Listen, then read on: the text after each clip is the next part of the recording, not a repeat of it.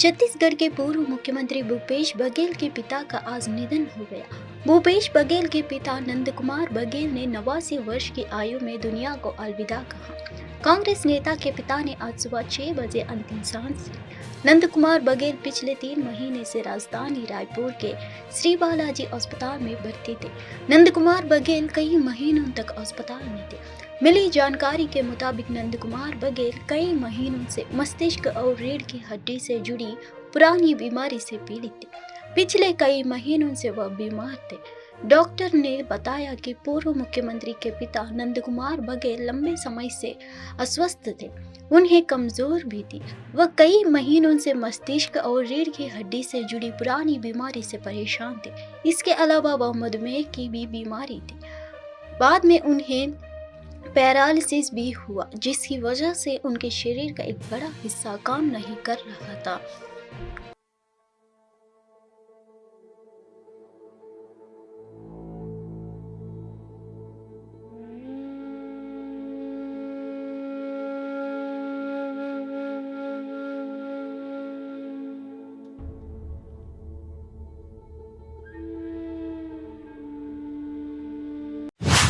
मौसम विभाग के अनुसार तमिलनाडु के चिंगलपट्टू, विल्लुपुरम और कुड्डालोर में बारिश से बहुत भारी बारिश की भविष्यवाणी करते हुए ऑरेंज अलर्ट जारी किया गया है।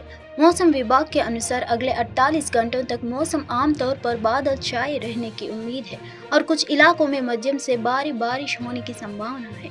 मौसम विभाग के पोस्ट के अनुसार अगले 4 दिनों के दौरान तमिलनाडु में और अगले 2 दिनों के दौरान केरल में कुछ स्थानों पर भारी वर्षा के साथ दक्षिण प्रायद्वीपीय भारत में हल्की से मध्यम वर्षा होने की संभावना है।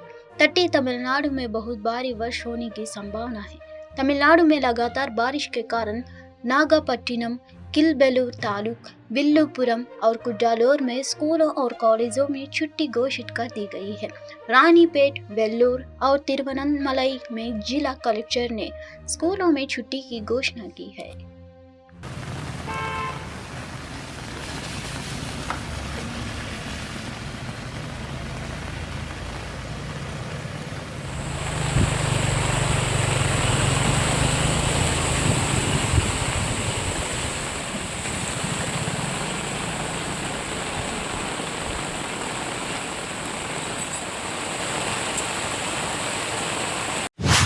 दिल्ली में कांग्रेस और आम आदमी पार्टी की बैठक होने जा रही है। इस बैठक में सीट शेयरिंग को लेकर चर्चा होगी। दिल्ली और पंजाब में सीट बंटवारे के फॉर्मूले पर आप और कांग्रेस को चर्चा करनी है।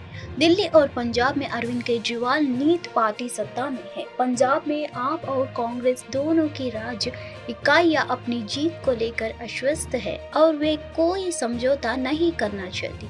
इससे पहले अब सूत्रों ने पंजाब में कांग्रेस के साथ गठबंधन की संभावना से इनकार किया था। कांग्रेस ने व्यापक आंतरिक विचार विमर्श के बाद लोकसभा चुनाव के लिए कुछ राज्यों में इंडिया गठबंधन की समान विचारधारा वाली पार्टियों के साथ सीट बंटवारे पर बातचीत शुरू कर दी है। वही सूत्रों के मुताबिक चर्चा दिल्ली तक ही सीमित रहेगी और पंजाब या गोवा या गुजरात में सीट बंटवारा एजेंडे में नहीं है। गुरुओं की इस धरती पे आज as an incharge Congress party किया मैं पहली बार यहाँ आया हूँ। हमारी सारी लीडरशिप यहाँ पर है। मैं सबसे पहले गुरुओं की इस धरती को नमन करता हूँ और उम्मीद करता हूँ कि इनका आशीर्वाद मिलेगा कि हम जो देश में जिस तरीके की राजनीति आज हो रही है उसके बदलाव के लिए ऊपर वाले का आशीर्वाद मिलेगा, गुरुओं का आशीर्वाद मिलेगा। सर, जो आपस में ये कांग्रेस और आपका इलेक्शन ना लड़ने की कही उस पर आपका कोई डर नहीं? आप बात होगी कि कांग्रेस कह रही कि हम आप पार्टी के साथ यहाँ पे नहीं लड़ेंगे। हम चर्चा करेंगे, उसके पश्चात कुछ बताएंगे।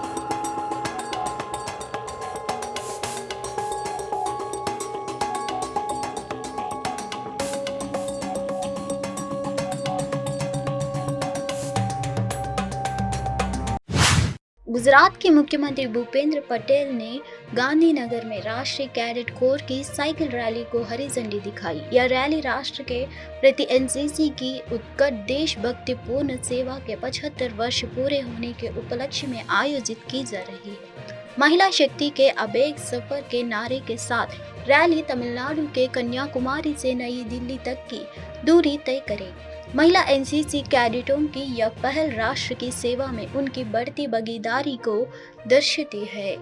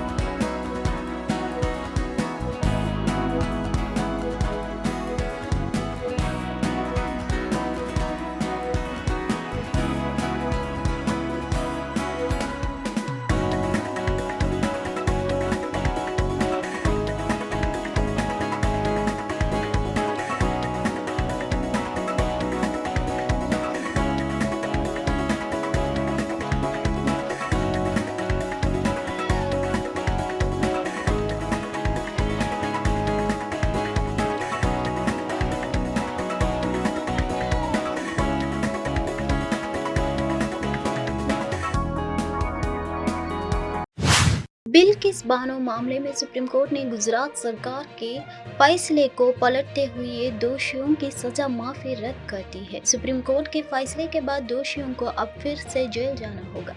सुप्रीम कोर्ट ने अपने फैसले में कहा कि जहां अपराधी के खिलाफ मुकदमा चला और सजा सुनाई गई, वही राज्य दोषियों की सजा माफी का फैसला कर सकता है। सुप्रीम कोर्ट ने कहा, दोषियों की सजा माफी का फैसला गुजरात सरकार नहीं कर सकती, बल्कि महाराष्ट्र सरकार इस पर फैसला करेगी।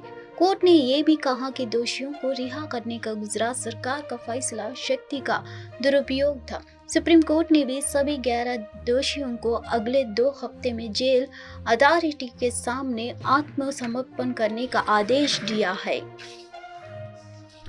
Honorable judges Justice Nagaratna and Justice Bhuiya, they have very categorically stated what is the legal analysis and reason for setting aside, quashing the remission orders and directing the convicts to return to prison within a fortnight.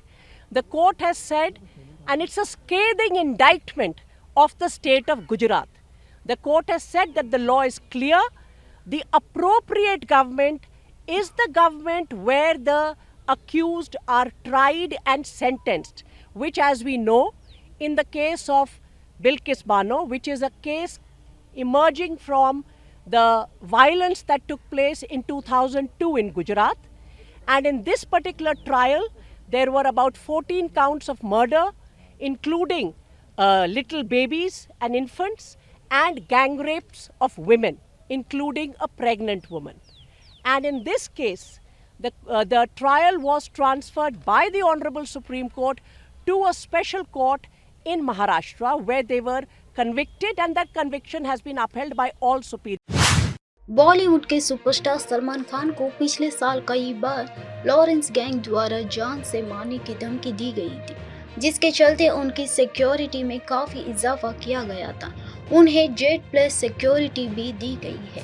इन सब के बीच बड़ी खबर आ रही है कि सलमान खान के पनवेल के farm house पर 2 संदिग्ध लोगों ने जबरन घुसने की कोशिश की है।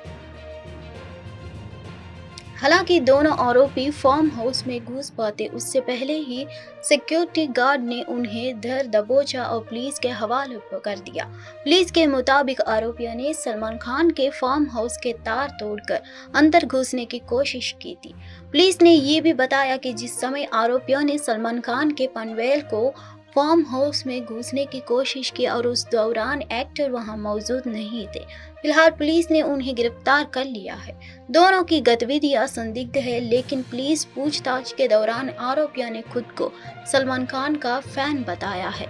वहीं पुलिस को दोनों आरोपियों के पास से फर्जी आईडी कार्ड भी मिले हैं।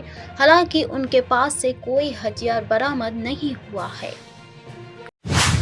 मालदीव के राष्ट्रपति मोहम्मद मुइज़्ज़ 5 दिन के दौरे पर चीन पहुंच गए हैं। इस दौरान वह चीनी राष्ट्रपति शी जिनपिंग से मुलाकात करेंगे और दोनों देशों के संबंधों को मजबूत करने के लिए कई समझौते पर भी हस्ताक्षर करेंगे। चीन के दुर्संबंधक माने जाने वाले मोहम्मद मुइज़्ज़ अपनी पत्नी सजीदा मोहम्मद और एक हाई लेवल प्रतिनिधिमंडल के साथ चीन गए हैं। जानकारी के अनुसार यहां पहुंचने पर इनका स्वागत चीन के वरिष्ठ अधिकारियों ने किया है। बता दें कि राष्ट्रपति का पद संभालने के बाद मोहम्मद मुइज़्ज़ की यह पहली विदेश यात्रा है। बता दें कि भारत और मालदीव के बीच इस समय सब कुछ ठीक नहीं चल रहा है। वहां के मंत्रियों ने प्रधानमंत्री नरेंद्र मोदी के खिलाफ आपत्तिजनक टिप्पणी की थी, जिसके बाद सोशल मीडिया पर मालदीव का जमकर बॉयकॉट हो रहा है। इसे लेकर भारत सरकार ने देश में मालदीव के उच्चायुक्त को भी तलब किया है। न्यूज़ 8। राजस्थान में नए मुख्यमंत्री बने भजनलाल शर्मा को पहला तगड़ा झटका लगा है। श्री करणपुर विधानसभा सीट पर हुए उपचुनाव में भाजपा के प्रत्याशी सुरेंद्र लाल सिंह टीटी की करारी हार हुई है। उन्हें कांग्रेस के रूपिंदर सिंह कुन्नार ने 11,261 वोटों से हराया है। दरअसल कांग्रेस प्रत्याशी गुरमीत सिंह कुन्नर के निधन के चलते नवंबर महीने में हुए विधानसभा चुनाव में यहां मतदान नहीं हो पाया था। कांग्रेस ने स्थगित हुए इस चुनाव में गुरमीत सिंह कुन्नर के बेटे रूपिंदर को अपना प्रत्याशी बनाकर मैदान में उतारा था। उधर भाजपा ने सुरेंद्र पाल सिंह टीटी को न केवल मंत्रिमंडल विस्तार में मंत्री बना दिया, बल्कि उन्हें 4 अहम पोर्टफोलियो भी दे दिए थे। इस पर कांग्रेस ने आपत्ति जताते हुए इस मतदाताओं को लुभाने की कोशिश बताया था और चुनाव आयोग से इसकी शिकायत भी की थी। 5 जनवरी को श्री करणपुर विधानसभा के लिए वोटिंग हुई थी और आज उसके नतीजे आए, जिसमें मुख्यमंत्री भजनलाल शर्मा सहित भाजपा के तमाम बड़े नेताओं के चुनाव प्रचार के बाद भी सुरेंद्र पाल सिंह नहीं जीत सके। भारत और मालदीव के बीच राजनयिक विवाद की शुरुआत हो गई है। मालदीव की राजधानी माले में मौजूद भारतीय उच्चायुक्त को देश के विदेश मंत्रालय ने समन भेजा है। लिपि पेश की तरफ से ये कदम अब उठाया गया है, जब भारत ने भी नई दिल्ली में मौजूद मालदीव के राजदूत को तलब किया था। भारत की तरफ से लिए गए राजनयिक एक्शन के कुछ ही घंटों के भीतर ही मालदीव में रिएक्शन देखने को मिला है। मालदीव में मौजूद भारतीय उच्चायोग ने सोशल मीडिया प्लेटफॉर्म एक्स पर उच्चायुक्त को मिले समन की जानकारी दी। उच्चायोग ने ट्वीट किया, मालदीव में भारत के उच्चायुक्त मुनु महावार के आज मालदीव के विदेश मंत्रालय के राजदूत डॉक्टर अली नसीर मोहम्मद के साथ एक पूर्व निर्धारित बैठक की। इस बैठक में दोनों राजनयिक ने द्विपक्षीय मुद्दों पर चर्चा की है। मुनु महावार ने नवंबर 2021 में मालदीव में भारतीय उच्चायुक्त की जिम्मेदारी संभाली थी। दिल्ली आबकारी नीति मामले में जेल में बंद आम आदमी पार्टी नेता संजय सिंह राज्यसभा के लिए अपना नामांकन दाखिल करने के लिए जेल से बाहर आए। उन्होंने सिविल लाइंस में एक पुलिस वैन में पहुंचकर अपना नामांकन दाखिल किया। संजय सिंह के अलावा आम आदमी पार्टी की तरफ से दिल्ली महिला आयोग की पूर्व अध्यक्ष स्वाति मलिवाल ने भी राज्यसभा के लिए अपना नामांकन किया है।